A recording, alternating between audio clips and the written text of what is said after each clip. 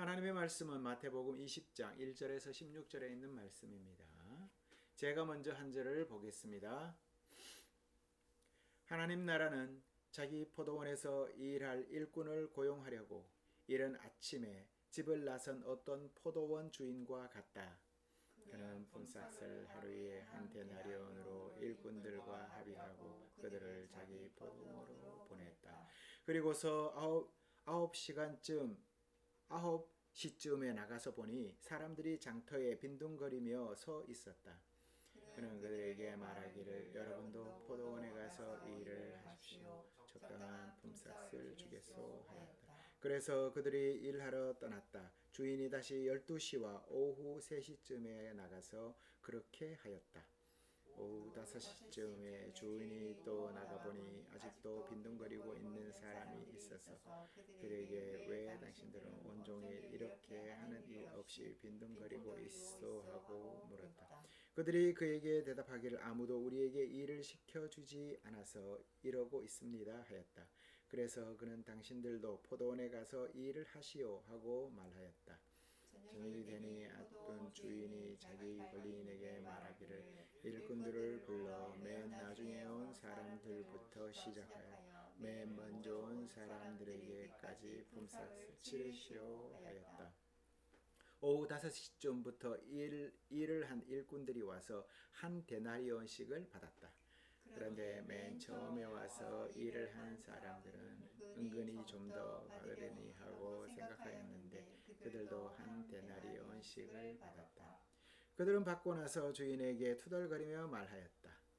마지막에 온 이 사람들은 1시간밖에 일하지 않았는데도 지는 더위 속에서 온종일 수고한 우리들과 똑같이 대화하였습니다. 그러자 주인이 그들 가운데 한 사람에게 말하기를 이보시오. 나는 당신을 부당하게 대한 것이 아니요. 당신은 나와 한 데나리온으로 합의하지 않았소. 당신의 품삯이나 받아가지고 돌아가시오. 당신에게 주는 것과 똑같이 이 마지막 사람에 주는 것이 내 뜻이요. 내 것을 가지고 내 뜻대로 할 수 없다는 말이요. 내가 후하기 때문에 그것이 당신 눈에 거슬리요 하였다. 이와 같이 꼴찌들이 첫째가 되고 첫째들이 꼴찌가 될 것이다. 저는 오늘 복음서를 통해서 다음과 같은 깨달음을 얻었습니다. 우리는 오늘 새벽에 포도원에서 일할 일꾼들을 고용하려고 나간 농장주의 비유를 말씀을 통해서 듣고 있습니다. 오늘 복음서에서 주인이 직접 일용직 일꾼들을 구하러 인력시장으로 나갑니다. 주인은 오전 9시에 일꾼을 찾아 하루 한 데나리온을 주기로 약속을 합니다. 그리고 일이 끝나자 주인은 일당을 그에게 지급합니다. 당시에는 포도농사를 많이 지었는데 대부분 가족의 힘으로 지을 수 있을 정도의 작은 농장들이 대부분이었습니다. 그런데 오늘 이 농장 주인의 경우에는 상당히 큰 포도농장을 소유한 사람인 것으로 보입니다. 아침 일찍부터 일손이 필요할 정도로 큰 농장이었음이 분명합니다. 당시 일꾼들은 대부분 하루하루 벌어서 먹고 사는 사람들이 대부분이었습니다. 한 데나리온은 노동자의 하루 품삯입니다. 일꾼들은 이 금액에 합의하고 모두 포도원으로 가서 일을 합니다. 처음에는 필요한 일꾼을 모두 구하지 못했지만 나중에 더 많은 일꾼이 충원되면서 작업 속도는 더욱 빨라지게 될 것입니다. 그는 오후 3시쯤에 다시 나가서 일꾼들을 불러 모읍니다. 이때도 여전히 일자리를 찾지 못해서 빈둥거리는 이들이 쉽게 눈에 띄었습니다. 이들은 일자리를 찾지만 불러주는 사람들이 없어서 남겨진 사람들이었습니다. 아마 포도원 주인이 다녀간 다음에 시장에 나와 줄을 서고 있었던 사람인 것으로 보입니다. 주인은 이들에게 여러분도 포도원으로 가서 일을 하십시오. 적당한 품삯을 주겠소 라며 아무런 조건도 없이 일자리를 내어줍니다. 사실 아침에 일꾼을 불러 임금은 얼마고 일할 곳은 어디라면서 자세히 일러주었던 것과는 다른 모습입니다. 그에게는 그저 가서 일하면 적당한 품삯을 주겠다라고만 말을 합니다. 적당한 품삯은 노동에 상응하는 공정한 임금을 의미합니다. 지금 일꾼들은 주인의 그 공정성, 즉 일한 만큼 보상해 줄 것을 믿고 일터로 나갑니다. 뒤이어서 주인은 3시간 간격으로 계속 일꾼을 불러 모읍니다. 주인이 이렇게 일꾼을 찾고 있었다는 것은 오늘 중으로 포도 수확을 모두 마무리 지을 생각인 것 같습니다. 포도는 적당한 시기에 수확해야 제맛을 낼 수가 있습니다. 주인이 오후 5시에 시장에 나갔을 때도 여전히 일꾼들이 모여 있습니다. 그들은 일이 절실하게 필요했던 사람들이었습니다. 이번에는 주인이 앞에서와 달리 즉각 자신의 일터로 그들을 초청하지 않고 묻습니다. 주인의 생각에 아마도 특별한 사연이 있을 거라 생각했던 것 같습니다. 하지만 이유는 단순합니다. 아무도 그를 불러주지 않았기 때문입니다. 라는 것입니다. 주인은 그를 마지막으로 포도원에 보냅니다. 여기서도 그에게 일당에 대해서 언급은 하지 않고 당신들도 포도원에 가서 일하십시오 라고만 하지 얼마를 주겠다 라고 언급은 없습니다. 일이 마무리되고 주인은 일꾼들에게 일당을 지급해야 합니다. 관리인을 불러 품삯을 정산하게 합니다. 맨 나중에 온 일꾼부터 일당을 지급합니다. 단 1시간밖에 일하지 못한 그에게 하루치 품삯을 지불하자 일꾼들이 놀랍니다. 그는 당연히 자기가 한 일에 상응하는 금액을 아마 기대했을 겁니다. 그렇게 생각하는 것은 일한 만큼 받는 것이 합리적이고 당연하기 때문입니다. 하지만 주인은 하루치 일당을 모두 지불합니다. 주인의 동정심이 그렇게 한 것입니다. 이 사람도 오늘 돌아가 가족들과 먹고 살아야 하지 않겠는가 라는 생각인 것이죠. 그리고 말씀을 보면 중간에 온 사람들의 이야기는 빠져 있습니다. 하지만 그들 또한 하루치 일당을 모두 받았을 것입니다. 이제 아침 일찍 일하러 온 사람에게 이야기는 집중되고 있습니다. 그는 누구보다 많이 일을 했습니다. 당연히 더 많은 일당을 받을 자격이 당연히 있어 보입니다. 하지만 주인은 그에게도 계약한 대로 한 데나리온만 지불합니다. 주인이 왜 그렇게 했을까? 왜 차등 지급하지 않고 똑같은 일당을 주었을까? 일꾼들이 투덜거립니다. 그들은 자신들이 공평한 대우를 받지 못했다고 여깁니다. 그들의 불만은 다음과 같습니다. 마지막에 온 일꾼들은 기여한 바가 거의 없다는 것이지요. 그들은 시간도 짧았지만 낮이 아닌 저녁 선선한 시간에 잠시 일한 것뿐인데 우리와 같은 취급을 하다니 기분이 나쁘다라는 겁니다. 이런 저들의 생각을 말투에서도 그대로 드러납니다. 저들의 말을 빌리자면 주인님은 지금 수고한 우리들과 저들을 똑같이 대우하였습니다. 라고 합니다. 이 말인즉슨 자신들은 저들과 다르다는 것입니다. 그러니 다른 대우를 받을 자격이 있다라는 것이지요. 우리는 능력에 따라 차별해달라라고 우리를 능력에 따라 차별해달라라고 말을 하는 것입니다. 그런데 주인은 지금 어떻습니까? 일꾼들을 차별이 아닌 동등하게 대우하고 있습니다. 결과의 동등성이죠. 저들을 우리와 똑같이 대하고 있다는 저들의 항변은 기여가 없는 사람에게 동일한 권리를 주는 것은 부당하다라는 주장인 것입니다.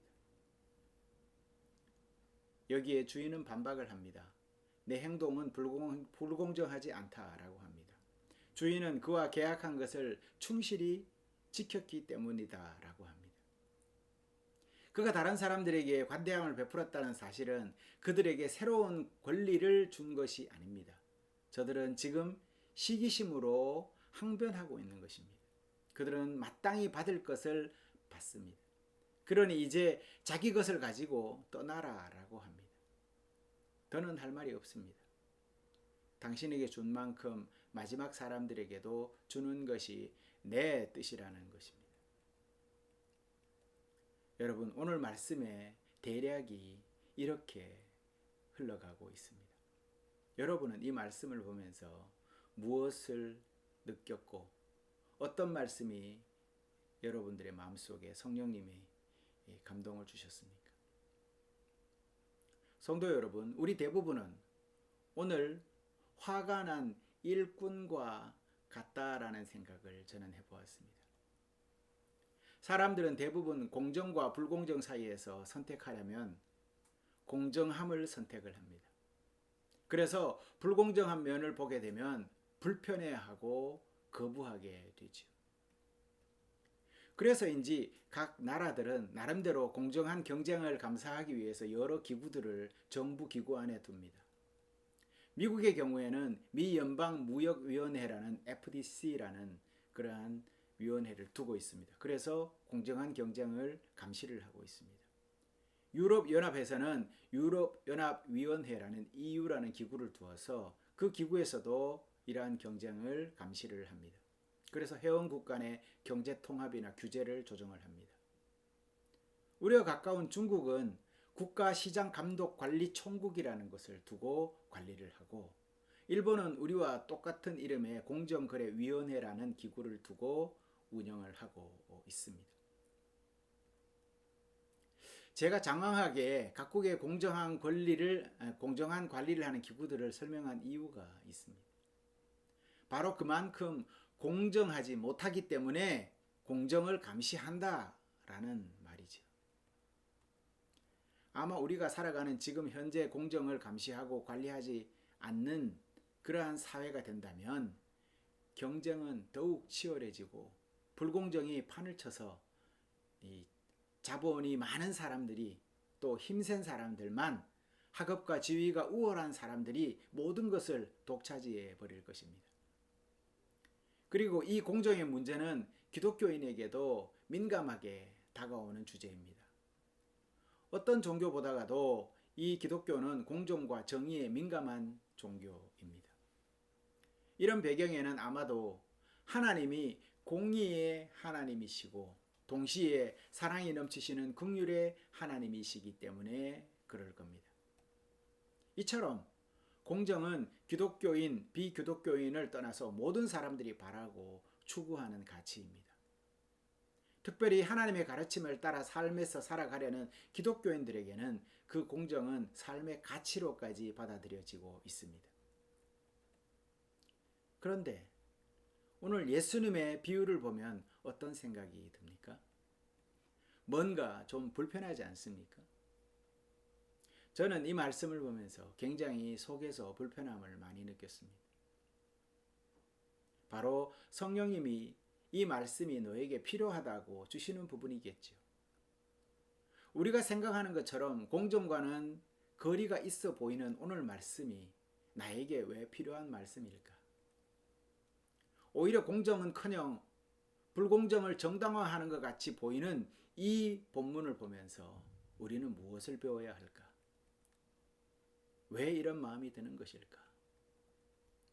오늘 복음서를 통해서 주님께서 우리에게 전하시고자 하는 말씀은 무엇일까요? 성도 여러분, 예수님이 이 말씀을 하신 것은 우리더러 세상의 정의로움을 무시하라고 이 말씀을 주신 것이 아닙니다. 예수님은 지금 그리 억울하고 화내는 그 마음을 뛰어넘으라고 이 말씀을 주신 것입니다. 너희가 생각하는 세상에서 공정과 정의를 뛰어넘어야 한다. 그렇게 뛰어넘을 때라야 하나님의 긍휼에 이를 것이다 라고 하는 것입니다. 공정을 따져서는 세상에서 하나님의 긍휼을 드러내 보일 수는 없습니다. 단지 그 공정 안에서만 보일 뿐이죠. 그것은 상대적인 공정이죠. 만약 그렇게 하지 않으면, 하나님의 긍휼을 뛰어넘지 않으면 하나님의 긍휼을 진정으로 맛볼 수 없을 것이라고 오늘 우리에게 이 본문을 주신 것입니다. 농장 주인은 관대한 사람들이었습니다. 8시간을 일했던 30분만 일했던 상관없이 모든 노동자에게 어떻게 해요? 하루 일당을 지급하기로 이미 마음을 먹었습니다. 그는 하루 종일 일한 노동자들에게 공평하게 합의한 금액을 지급했습니다. 그는 그들을 전혀 홀대하지 않았습니다. 여기서 우리가 한 가지 깊이 깨달아야 할 것이 있습니다. 그것은 하나님의 정의와 세상 정의를 상호 대립되는 개념으로 보지 말아야 한다는 것입니다. 이런 이분법적인 시각이 하나님 따로 세상 따로라는 잘못된 습관을 고착시키는 원인이 되기도 하기 때문입니다. 그러니 세상의 공정이 하나님의 공정과 배치되는 것이 아니라 따로 똑같이 행해져야 하는 것들이라는 것이죠. 오늘 주인을 한번 보세요. 주인은 하루 일당이라는 세상의 공정을, 법적 공정이죠, 세상의 그 계약에 의존하는 공정을 확실하게 지킵니다. 하지만 주인의 행동에는 또 다른 정의가 흐르고 있습니다. 또 다른 공정이 흐르고 있습니다. 그것은 일자리를 구하지 못한, 아마도 어딘가 불편했겠죠. 제대로 일을 할 수 없는 조건이었겠지요. 그러니 부름을 받지 못했겠지요. 그런 그에게도 가족들을 먹여 살려야 하는 책임을 가진 그러한 가장이었다는 것을 알았을 것입니다. 그들을 보자 주인은 끓어오르는 긍휼을 참을 수가 없었습니다.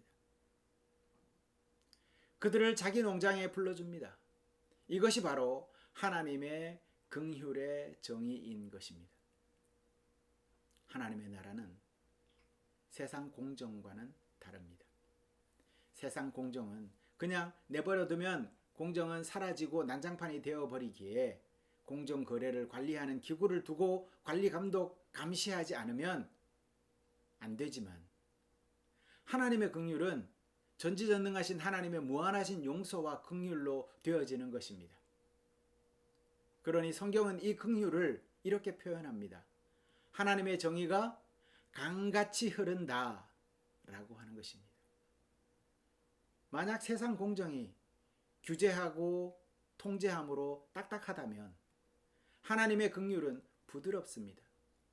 세상 공정이 딱딱하고 규정화되어 어긋남이 보이면 가차없이 잣대를 들이대서 재어보고 또 잘라내고 구속하고 판단하지만, 하나님의 공정은 한없이 부드러워서 죄인이라 할지라도 품어주고 용서하시며 그들을 당신 공정에 맞추어 30분을 일해도 하루 품삯을 주시는 공정입니다.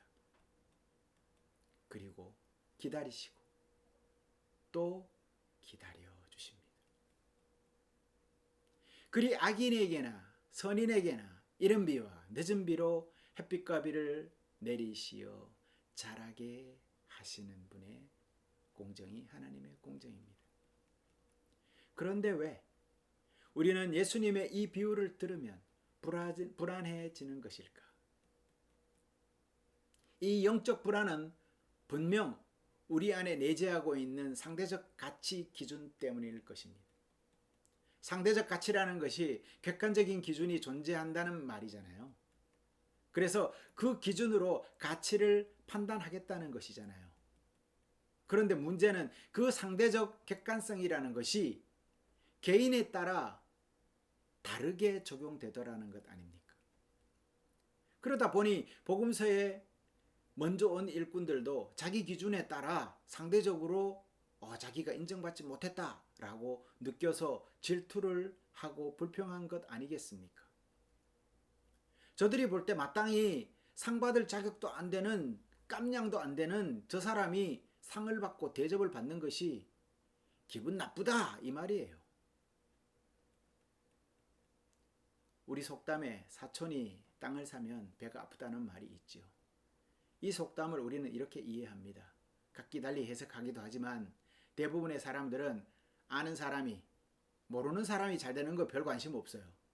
아는 사람이 잘 되면 배가 아픈 거예요. 아는 사람이 좋은 일이 있으면 내가 배가 아프다, 기분이 나쁘다 이 말이에요. 이렇게 받아들이는 것이죠. 그랬을 때 상 받을 자격이 없는 늦게 온 일꾼이 아침 일찍 온 자기와 똑같은 임금을 받는다고 생각하니 배가 아프겠어요? 안 아프겠어요? 여러분 어떻습니까? 누군가 마땅히 받을 자격도 없는데 선물이나 찬사나 칭찬을 받았을 때 질투하거나 분개한 적이 없지 않나요? 화를 내지는 않아도 왠지 부정적인 말투로 그를 깎아내리려는 자신을 발견한 적이 없습니까? 그래 상은 받아도 걔 원래 그런 애야 하고 흠집 내려고 한 적 없습니까? 솔직히 말해 저는 있습니다. 여러분, 질투와 이 분노는 상대에게 절대 영향을 주지 못합니다. 질투는 자신에게 부정적인 영향을 미칠 뿐입니다. 그것은 우리를 갉아먹고 우리를 비참하게 만들어버리는 것입니다. 다른 사람과 자신을 비교할 때 우리는 자신을 다른 사람보다 우월하거나 열등하다고 평가하게 됩니다. 이 두 가지 판단은 우리뿐만이 아니라 상대에게도 똑같이 상처를 준다는 것이죠. 상대를 봤을 때 내가 저 사람보다 좀 우월해 라는 마음이 있으면 내 마음에는 무엇이 들어옵니까? 교만이 쓱 들어옵니다. 상대가 나보다 좀 열등해 라고 하면 무슨 마음이 듭니까? 깔보려는 그러한 마음이 드는 것이지. 이 마음이 나와 반대로 상대에게 똑같이 작용한다라는 것이죠. 그렇게 상처를 주게 되는 것이죠. 성도 여러분, 심판하시는 분은 오직 하나님 한 분밖에 없습니다. 우리가 심판하는 것이 아닙니다. 그리고 우리 모두는 오후 5시에 부름을 받고도 하루 일당을 다 받은 노동자와 같이 하나님께 풍성한 축복을 이미 선물로 받은 사람들입니다. 우리 누구도 하나님 앞에서 나는 아침 일찍 와서 일당을 받을 정도로 합당한 자격을 갖추었습니다 라면서 주장할 사람이 어디에 있겠습니까? 우리 모두는 주님 부르심이 있기 전까지는 모두가 죄인이었지 않습니까? 죄인이었을 때 주님께서 우리를 불러주셨지요. 이 말은 무엇입니까? 우리가 오후 늦은 시간에 주님께서 우리를 불러주셨다라는 것입니다. 그 불러주신 주님 덕분에 우리가 구원을 받고 행복한 천국 백성이 될 수 있었다는 말이죠. 특별히 기독교 집안에서 태어나서 모태신앙으로 성장한 사람들이 아침에 일찍 온 일꾼이라고 생각할 수도 있지만 그것도 바른 생각은 아닙니다. 인생 늦지막이 또한 하나님 품으로 돌아온 이들이라고 또 늦게 온 일꾼이라고 생각하는 그것도 또한 잘못된 생각입니다. 여기서 우리가 중요하게 봐야 될 것은 한 가지입니다. 뭡니까? 일찍이든 늦음막이든 하나님이 불러주셨다는 것 아닙니까? 이것이 중요합니다. 불러주심에 감사해야 합니다. 그리고 그 부르심에 합당하게 그분 긍휼에 감사하며 순종함으로 따르는 것이 중요합니다. 하나님, 나를 일찍 불러주셨는데 더 많이 상 주셔야지요. 이게 무슨 말입니까?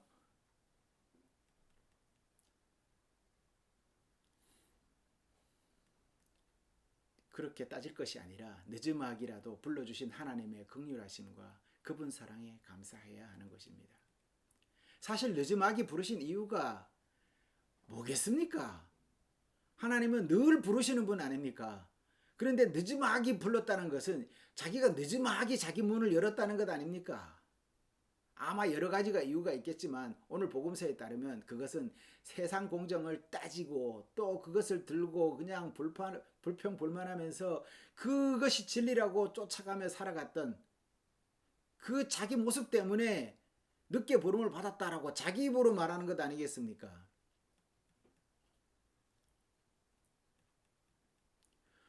우리는 오늘 말씀을 묵상하면서 돌아온 탕자 이야기를 떠올리게 됩니다. 작은 아들이 돌아오자 큰 자치를 아버지가 베풀고 환영을 합니다. 그래서 이 모습을 지켜보던 큰아들이 들에서 일을 하고 집에 돌아와서 이제 집안에는 들어오지 않고 집 밖에서 서성거리고 서 있습니다. 씩씩거리면서. 그때 아버지가 큰아들에게 뭐라고 말합니까? 이렇게 말을 합니다. 참 재밌습니다. 한번 들어보십시오. 얘야, 너는 늘 나와 함께 있으니 내가 가진 모든 것은 다 네 것이다. 사실 오늘 아침 일찍 부름받은 종의 경우에는 자기가 부름받았다라는 그 감사함이 사라져버린 채 열심히 일했다라는 의식만 남아있는 사람이 되어버렸습니다. 사실 감사가 중요하죠. 주님이 그에게도 이렇게 말하는 겁니다. 얘야, 너는 늘 나와 함께 있지 않았니? 아침 일찍부터 지금껏 나와 함께 들에서 함께 있지 않았니?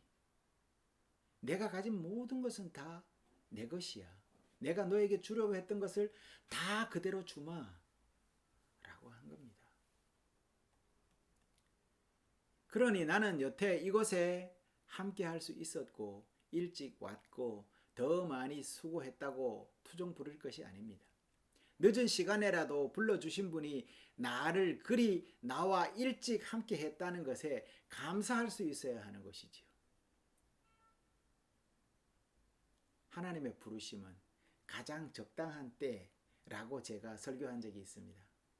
그때가 가장 그가 하나님 말씀을 받아들이기에 가장 적당한 때라서 성령님이 그의 문을 여시고 또 그가 거기에 응답해서 그것을 받아들인 것이죠. 그래서 구원이 일어난 것이죠. 핵심은 부르심이에요. 먼저 부르고 늦게 부르고가 문제가 아니에요. 그러니 우리는 늦은 형제를 오히려 세상에서 늦은 형제를 더 사랑하고 품어야 하지 않겠습니까?